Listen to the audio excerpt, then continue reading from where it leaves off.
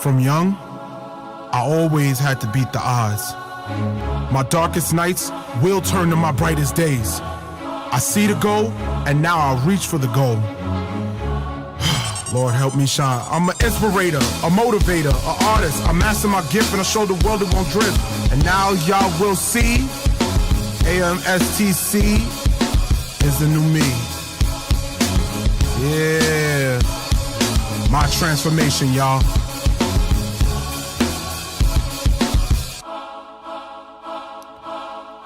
My transformation.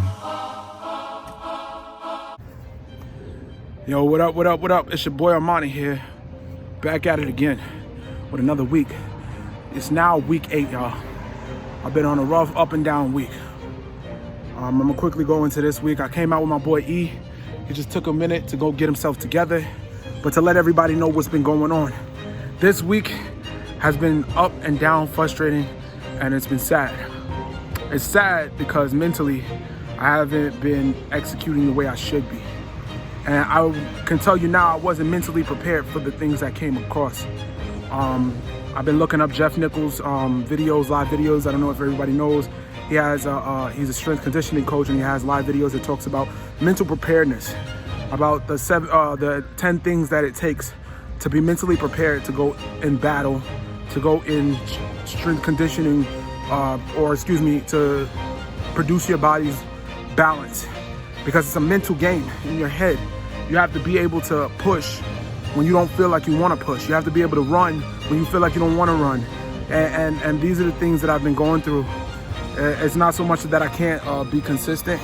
It was that during the points I was overtraining and not preparing my body to take on the pain and the hurt from it. I wasn't fully conditioned mentally, not so much physically, because I've been getting up and doing the 3 miles. But are you mentally prepared to say, today I will execute, today I should rest, today I will go and prepare? And that's been what it is. My boy E here, like I said. How's it going, fellas? Good, man. Yeah, we just came up and we did what, bro? Just hill sprints, just hill sprint drills. That's exactly it. We got this work. So, but to let y'all know, this last week in week 8, my training was kind of output. I kept doing the Jeff Nichols thing, and I was already top of doing the running, and then I was trying to do his push-up sets that he had, and I was overtraining myself, not mentally preparing myself to deal with that type of training. Then I was doing the 6 meals a day, and I was giving myself 2 days to eat the 4 meals, but I wasn't mentally prepared nor financially prepared to keep going. So I'm learning that it's all about mental preparedness, being mentally tough to say, you know, that I can do it. I've realized even for military guys, a lot of the exercise physiologists talk about it, but if you're going into the Navy SEALs or you're going into some type of job where it demands physical work or physical labor, and you're not prepared, you will fail. And I don't want to say that to anybody. There's always that one guy that can push through it, but it's all about the mental battle. And so that was what my training was this week. So I'm reevaluating, and it's okay to make mistakes, like I told y'all before. So it's all about reevaluating. When you know you're making a mistake, you gotta be humble enough and diligent and consistent enough to say, I made a mistake. Let's re-prepare. Let's get ourselves together to prepare for the future. That's really is what it was for my training. As far as my diet, like I said, I was doing the 6 meals and giving myself 2 days to do a 4-meal process. But I realized that wasn't mentally preparing myself. I wasn't actually getting the job done. And all I lost was the 2 pounds. Even though that was good, I realized that I didn't push myself to what I could be capably able to do. And it's not about overdoing and being the best at the position. It's about beating the you, the old you to the new you, making that decision to do so. So doing these 10 sprints with my boy E showed the diligence that we was able to make it through. Because I can tell you right now, I'm holding 300 and something pounds, bro. And my man's light as ever. But it killed him too. It killed him too, and he worked and he pushed. And that's the mental preparedness you gotta have between both your diet and your physical training. So with that being said, man, my boy E here, you wanna just say something to the people real quick? Just recapping on what you said, mental strength carries you a long way. And when you push past those mental barriers, it's really what makes a difference. But preparation does go hand in hand, because if you don't prepare if you don't prepare to win, you prepare to fail. And essentially, sometimes, like you said, there's certain things, certain battles that you can't face. And some people do face them and overcome them, but those are the select few that somehow find a way again. If nothing else, mental fortitude to just push through those boundaries. But it does make you that much more well-rounded, that much more secure of yourself and what you got to do moving forward. And having a game plan, there's nothing like it. It gives you a mental edge that going into things cold turkey just doesn't compare to. That's a fact. That's a fact. With that being said, stay tuned for the next video. My boy is going to come up, Shawn Lockett. He's part of Savage Lifestyle. He's going to spit some good work to y'all, express his transformational journey, becoming a NAL National Arena League, being part of the arena football. Man, I'm tired, and I'm ready to push for more. You got to get this work. I'm willing to do it. He's willing to do it. Let's go. All right? Like, share, comment, subscribe to my YouTube page. Peace. Hey, everybody. This is Shawn Lockett from Springfield, Massachusetts. Right now, former AFL center, right now NAL center with the West Virginia Rough Riders. I'm here with my boy Armani with his transformation story. Let's get to it. Yeah. All right, man. So I appreciate everybody that's on this. I wanted to just say thank you for chiming in on with my boy. Like, share, comment, and subscribe on my YouTube page. We're going to have more people. We're going to have female personal trainers, everything that deals with exercise physiology. Shawn is a very great consultant when it comes to offensive and defensive linemen. You want to look out for him. I'll put his link down and everything in there for y'all to see. Well, first question, Shawn, what is how did you personally transform yourself from the age of when you were young playing football to now? You know, because a lot of people seeing the pictures and stuff. And yeah. Honestly, I'd say the biggest thing is food. You know, growing up, I was a big kid, loved to eat, but I was just eating the wrong things. So about high school, I kind of thinned out a little bit. Then going into college, I kind of got put on the weight. You know, you're eating more in college. You know, get more proteins, get more carbs and stuff like that. First year going into my professional career, it was a little challenging because practice times were different. I was used to practicing in the afternoon or early mornings, but we actually were practicing late at night, like 8 to like 10 p.m. So, you know, you're hungry, you know, you're going to whatever is open, you know, trying to keep it as healthy as possible, but still, you know, you're hungry. So that first year was a struggle, but that off season I kind of got with, you know, with my trainer and a diet consultant. And we just, you know, pretty much came up with a pretty basic diet. And from that point on, you know, we were just able to follow it and been able to shed a few pounds, you know, being as an offensive lineman. But yeah, I would have to say just my diet. Just making sure a lot of water, trying to, you know, get more knowledge on, you know, post and pre-workouts and proteins and different things like that. And then just obviously training along with that, just helping me recover and stuff like that. So, yeah. That's awesome, bro.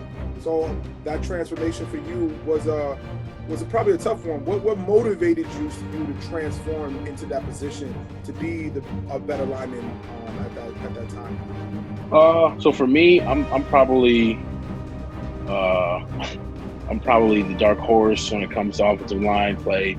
I'm the shorter guy, so I gotta do extra. So I gotta make sure I'm squatting heavier, making sure that my technique is a lot better, and just little things. I gotta make sure it's better than a guy that's, you know, 6'5" or whatever the case may be. So just, you know, making sure my diet was right to stay healthy and stay, you know, clean all 4 and even 5 quarters of the game. And plus, I have a lower back. I usually have, you know, problems with my lower back in the middle of my season. So just trying to make sure that gut doesn't become an issue, or, you know, if I'm fatigued or anything like that. So eating better, eating healthier, just allowing me to exercise better, get more cardio, different things like that. So. Okay. So basically, your nutrition was the basic point of your transformation, and that was kind of your what transformed you, correct? Yes. Okay. So leading into that, did you have like any experiences or something that may have caused your transformation to where maybe, I don't know. I know for me, when I broke my when I tore my meniscus, it's what drove me more to continue on and push to make a different transformation. Or recently, when I decided to do this live, when I decided to do this this transformational videos, I felt like I wanted to help people. And so a couple bad things happened that made me change into this position. Yeah. Let's see. I mean, I've had 2 major surgeries in the last year. I've had a knee surgery with basically a simple cartilage replacement in my right knee, and then a minor rupture in my Achilles. So those 2 injuries gave me a lot of time to really figure out, what I wanted to do as far as a comeback tour or whatever the case. But I would just say being able to just sit down and figure out, okay, when you get back healthy, like, do you want to be at this weight as a person? And then 2, do you want to be at this weight as a professional athlete? That's number 1. Then 2, how can I take my story and translate it to anyone? It doesn't have to be just sports or football. It could be anything. When literally I've been knocked down twice, back to back, and just always staying positive, always, staying, faithful, and just making sure that, that I believe in myself, no matter what it is, whether it be weightlifting, whether it be transformation with weight loss or sports or whatever it is. And just, always believing in the craft, always believing in the craft and putting in that hard work. So big facts. Oh, I love it. I love it. Yeah.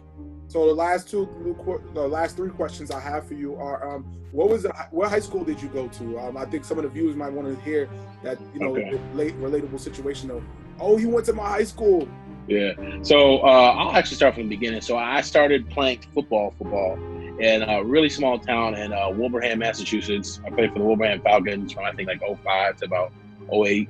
And then I went to high school at Springfield Central High School. Really great program there. Has been a winning program since the early 90s, late 2000s. And, the tradition there has just been great. Then I went to American International College. A lot of people know it as AIC in Springfield, Massachusetts, the NE10 conference. And then after that, I was blessed enough to get invited to a tryout in Allentown, Pennsylvania with Lehigh Valley Steelhawks. Ended up getting signed to the team that night. Was blessed to be able to play there for 3 great years. Got moved up to the Philadelphia Soul, which was in the AFL, the Arena Football League. Ended up then playing with the Albany Empire, which was also in the AFL. And then now I'm just recently signed with the West Virginia Rough Riders for the NAL, which is the National Arena League. So, just been at this for a while, and just ready to get back at it once this pandemic is over. Big facts. All right. So, 3 things. Let me just say that, honestly, just watching some of your clips and stuff like that shows that how hard you train and work. When you went through any of the struggles you went through, what is your why? What is something that shows the viewers or people that are watching that this was something that said, okay, I'm going through this and I'm doing it for this? What led you to deal with that or give you the mental toughness to push through it? Okay, so long story short, I lost my mother in 2016 to cancer.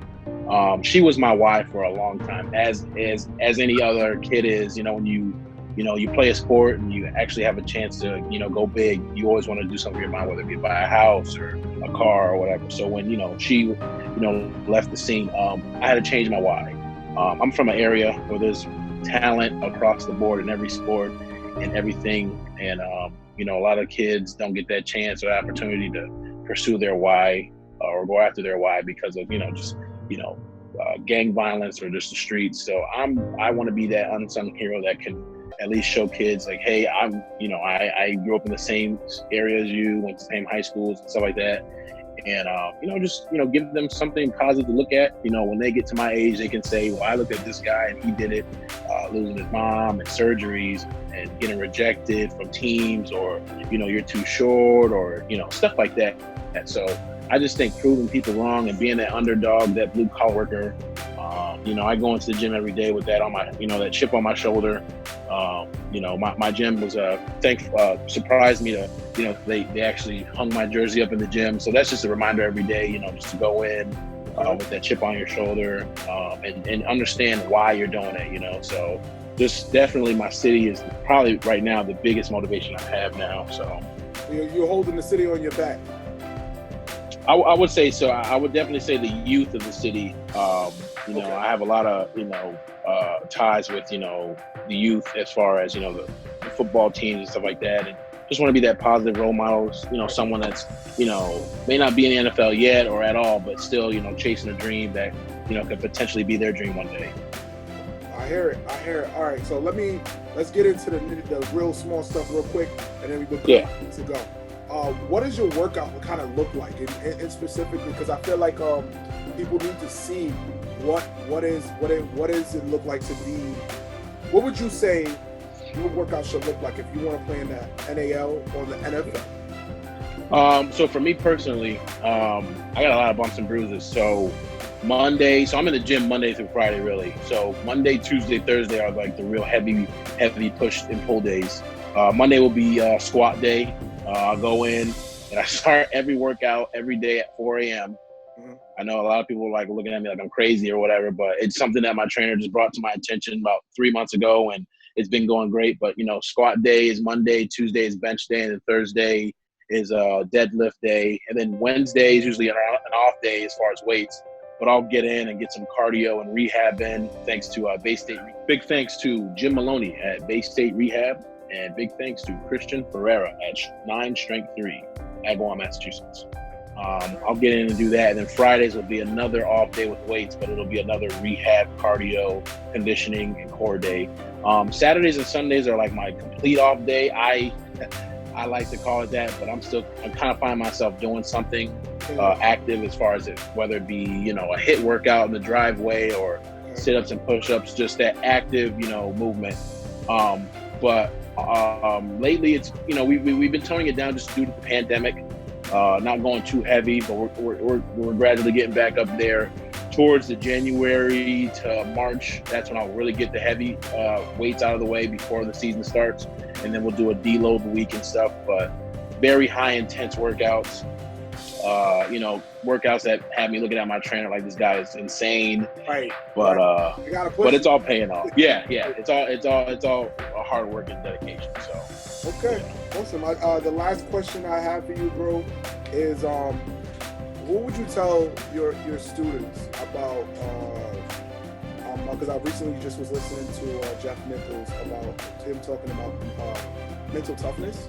What would you tell your students and how to build a great mental health? Well, one, you got to believe in something. Thankfully, Jesus Christ, my Lord and Savior, is who I believe in. So I put him before anything, whether it be the gym, workout, a game, practice, whatever. And the second thing is you got to believe in yourself. There's a lot of people that are going to be with you. There's going to be a lot more people that's going to be against you that are going to be with you. So as long as you believe in your craft, as long as you believe in what you're doing, you know, that's key. And then the number 3 thing is you just got to keep working at it. You got to keep working at it. I mean, I could probably tell you plenty of stories, whether it be a game or just in life, where I'm dealt with a pretty bad hand, and I just gotta, like, you know, block out the noise and just focus on what's going on. And that wasn't, you know, that didn't just come along with my career. That has just recently been an added tool to me, just trying to, you know, get as good as and better as I can. But just believe in yourself, man. I mean, it's things aren't going to happen overnight. You keep working at it and believe in the craft, and believe in something bigger than yourself, you know, and have your why always at the head of, you know, what you're doing. Then, you know, you'll succeed for sure. Big facts. All right. Well, that's all my questions I have. I think everybody that came on to watch the video, I want you to like, share, subscribe. You're gonna find my boy Shawn Lockett at his Instagram and Facebook. Why don't you tell people real quick so they have a place they can reach you at if they want to work with you? Yeah. So my Facebook is just Shawn Lockett, ShawnLockett. My Instagram is Big Lock, LOCK66. My Twitter handle is LockDadby66. And then if you want to email me or whatever the case may be, my email, it's a little funky, so it's going to be N as in Nate, W, H, NWAHS, T as in Tony, EKCOL@gmail.com. No problem. I'll make sure I put it in the video so that they can see it. Yeah. But with that being said, Shawn, you have been awesome. I appreciate your time, man. Thank you, man. With all that be saying, well, I guess we'll just say bye to the people. Later, Yes, y'all. sir. Peace. Thank you.